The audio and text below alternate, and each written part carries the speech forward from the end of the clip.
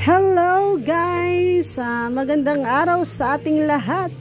At ito pala yung ginagawa nila ngayon guys. Gumagawa na naman sila ng box para ito sa badya. Iba din dito sa ginagawa ni Parikoy. So, sinusukatan na niya.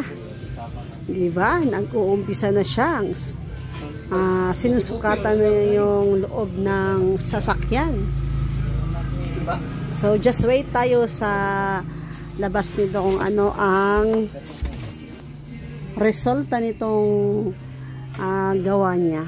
Kasi before ito mapinturahan, susukatan niya muna ang size para sa mga box.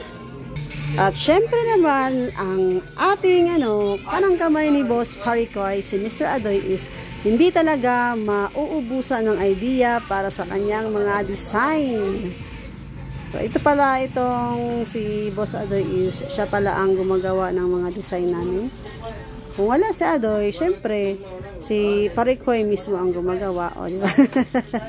At dito pala ilalagay ni Parikoy yung sinusukatan ni Adoy. Ginagawa pala ni Adoy na box. Dito pala siya ilalagay. So, may another member of family na naman tayo. Diba? Bagong-bago. Nakasilupin pa. Nakasilupin pa talaga yung badya niya. So, dito siya ilalagay guys.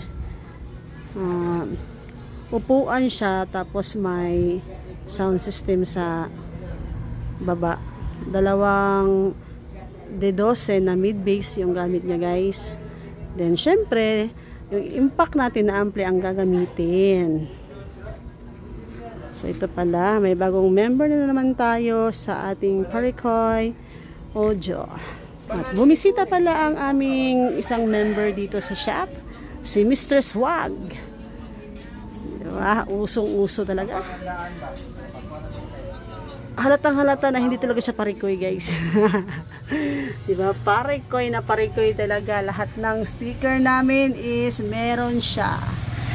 Kahit nung yung sa plate number namin is meron siya talaga. May pangalan talagang Swag. Yan yung mga Parikoy gani. Diba? Kompleto siya sa lahat ng mga sticker namin, kahit yung mga bago at lumaan lang siya guys. Lumaan lang tong si Swag.